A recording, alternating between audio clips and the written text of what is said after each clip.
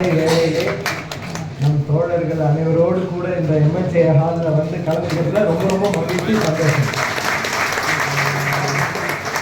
தலைவர் சொன்னது மாதிரி எங்களை எம்எல்ஏ அழைத்தமைக்கு மகிழ்ச்சி. நாங்கள் இங்கே கெஸ்ட் இல்லை, அவர் சொன்ன மாதிரி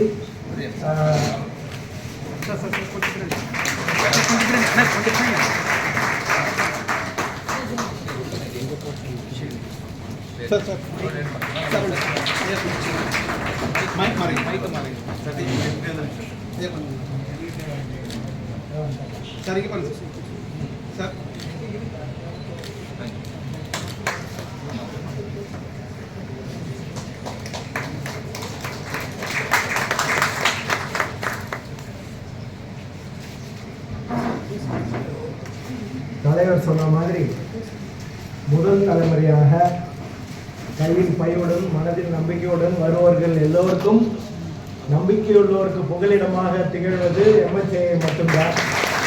நாங்கள் இருவருமே எம்எல்ஏயில் மட்டும்தான் கடைசி வரை உறுப்பினராக இருந்து பிறகு நீதிபதிகளாக உயர்த்தப்பட்டோம். அந்த வகையிலும் எங்களை அழைத்தமைக்கு மிக்க மிக்க மகிழ்ச்சி. 3 விஷயம் நான் சொல்லிகிட்டே இருப்பேன் தலைவர்கிட்ட. முதல்ல பால் அவர்கள் தலைவராக இருக்கும்பொழுதும் சரி, அடுத்த தலைவர்கள் வரும்பொழுதும் தொடர்ந்து நம்ம எம்எல்ஏயில் வந்து இந்த மாதிரியான சொற்பொழிவுகள், தொடர் சொற்பொழிவுகள், அந்த கண்டினியூஸ் எஜுகேஷனுக்கு உண்டான லெக்சர்ஸை நம்ம நடத்திக்கிட்டே இருக்கணும்னு சொல்லுவேன். அதை நிறைவேற்றி கொண்டிருக்கிறார்கள். அதுவும் முக்கியமாக வந்து இன்றைக்கி வந்து சைபர் அந்த டாப்பிக்கு நான் அப்புறம் வரேன். ஸோ அவரை கூப்பிட்டு இன்றைக்கி இந்த நிகழ்ச்சிகள் அவங்கள கூப்பிட்டு நடத்துறதுல ரொம்ப சந்தோஷம். இன்னும் 2 கோரிக்கை நான் வச்சுக்கிட்டே இருப்பேன் அவங்கள்ட்ட.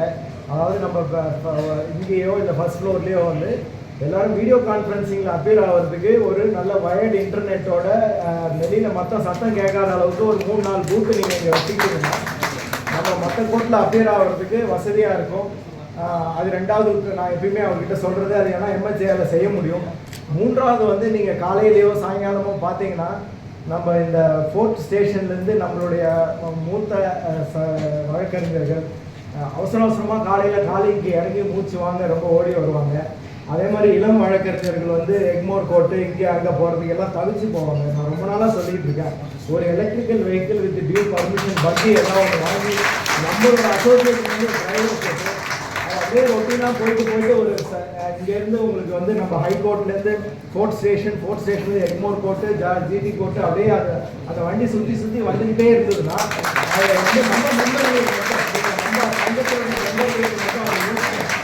அது வந்து ஒரு க்ரௌட் ஃபண்டிங் மூலமாக பண்ணால் ஜூனியர்ஸ் மற்ற எக்மோர் கோர்ட்டு அள்ளிக்குளம் கோர்ட்டு இந்த ஜாப்ஸ் அது ஒரு ரெகுலர் ரூட் தான், மாற்றி வராது. ஒரு சர்க்குலர் ரூட் மாதிரி அதை நம்ம விட்டோம்னா it be very very useful. எதுவும் அதுவும் காலை வேலையில் பார்த்தீங்கன்னா சில அப்படியே இறங்கி அப்படியே மேல் மூச்சு வாங்க ஓடி வருவாங்க. அதை வந்து நம்ம ஒரு நாள் நம்ம நீங்கள் கண்டிப்பாக எம்எல்ஏக்கு அதுக்கு உண்டான உங்களுக்கு பண வசதியும் சரி இல்லை அதுக்கான இதுவும் சரி கண்டிப்பாக இருக்கும்னு நான் நினைக்கிறேன். அதை வந்து நீங்கள் ஒரு முயற்சி பண்ணிங்கன்னா சந்தோஷம். கம்மிங் டு த டாபிக், இப்போ கூட நான் கடைசியாக ஒரு கேஸ் நடத்திட்டு வரேன். அதில் வந்து ஒண்டர் லோன் அப்படின்னு ஒரு ஆப் இருக்குது. அந்த ஆப்பில் வந்து லோன் எடுத்தவங்க திரும்ப கொடுத்ததை ஏமாற்றிட்டாங்கன்னு ஒரு வழக்கு வருது. அப்போ அதில் வந்து பார்த்தீங்கன்னா என்னன்னு சொல்லியிருக்காங்க, இதை யார் அந்த ஆப்பை வந்து கூகுள் ப்ளே ஸ்டோரில் ப்ளேஸ் பண்ணுறாங்கன்னா ஒரு இந்தியன் கம்பெனி பேர் கொடுத்துட்றாங்க. Then that company has got nothing to do with that. அந்த மொபைல் ஆப்புக்கும் அவங்களுக்கும் சம்மந்தமே இல்லை. அப்போது போலீஸ் வந்து அந்த கேஸை ரெஜிஸ்டர் பண்ணால் அந்த ஆப் எந்த இதுலேருந்து அந்த ரிக்வெஸ்ட் வந்ததுன்னு ஒரு இமெயில் ஐடி ட்ரேஸ் பண்ணுறாங்க. இந்த அவன் பேரே எப்படி தைரியமாக வச்சுருக்கான் பாருங்கள், smartpacket.gmail.comனு சொல்லி பேர்லேயே நான் ஏமாத்துறவன்னு சொல்லி வச்சுருக்கான். அந்த அந்த அந்த இமெயில் எங்கேருந்து வந்துடுது அப்படின்னு கண்டுபிடிச்சி, அதாவது ஐபி அட்ரஸ் தான் எந்த ஒரு சைபர் குற்றத்துக்கும் நுழைவாய். அப்போது அதை பற்றி தான் இன்றைக்கு வந்து பாலு அவர்கள் நம்மளுக்கு விளக்க போகிறாங்க. அப்போ அந்த ஐபி அட்ரஸ் எடுக்கும்பொழுது இந்த கேஸில் பார்த்தீங்கன்னா that IP address traceable to China. அதுலேருந்து பார்த்தீங்கன்னா மல்டிபிள் ரிக்வஸ்ட் இன்னொரு இடம் வந்திருந்தது வந்து அயர்லாண்ட்லேருந்து வந்திருக்குன்னு சொல்லி அவங்களோட இது போய் இப்போ தான் ஒரு ஸ்டேட்டஸ் ரிப்போர்ட் நான் படித்தேன். இப்போ இந்த ஐபி அட்ரஸ்னால் என்ன, அதோட முக்கியத்துவம் என்ன, அது எந்த வழி நீங்கள் என்ன not even criminal jurisdiction or writ jurisdiction நம்ம எந்த ஜூரிஸ்டிக்ஷனில் வழக்கு நடத்துறதுனாலும் அதுலேருந்து முக்கியமாக நமக்கு ஒரு சின்னதாக ஒரு ஃபேமிலி கோர்ட் வழக்கு நடத்துறதுனா அப்படியும் இப்போ டீப் ஃபேக் எல்லாம் ஒரு இமெயில் எதுலேருந்து வருதுன்னா எந்த ஐபி அட்ரஸ் இருந்தால் அல்டிமேட்லி வரும். ஸோ அதை பற்றி நம்மளுடைய வழக்கறிஞர்களாக நம்மளுடைய நாலேஜ் வந்து ஆல்மோஸ்ட் சைபர் தான்.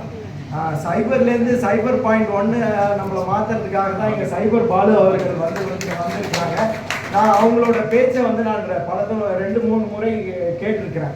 அவர் வந்து சப்ஜெக்டில் மட்டும் தர கிடையாது, அதை எப்படி நம்மளுக்கு புரியுமான விஷயத்தில், அதாவது நம்மளுக்கு வந்து ஆஸ் அட்வொகேட்ஸ் நம்ம வந்து technically we are not that qualified to understand, நம்மளுக்கு புரியும் விதத்தில் எடுத்து கூறக்கூடிய அளவிற்கு மிக மிக திறமைப்படுத்தவர். அப்பேற்பட்ட ஒரு ரிசோர்ஸ் பர்சனை தேர்ந்தெடுத்ததுக்காக நான் பிரசிடென்ட் congratulate பண்ணோம்.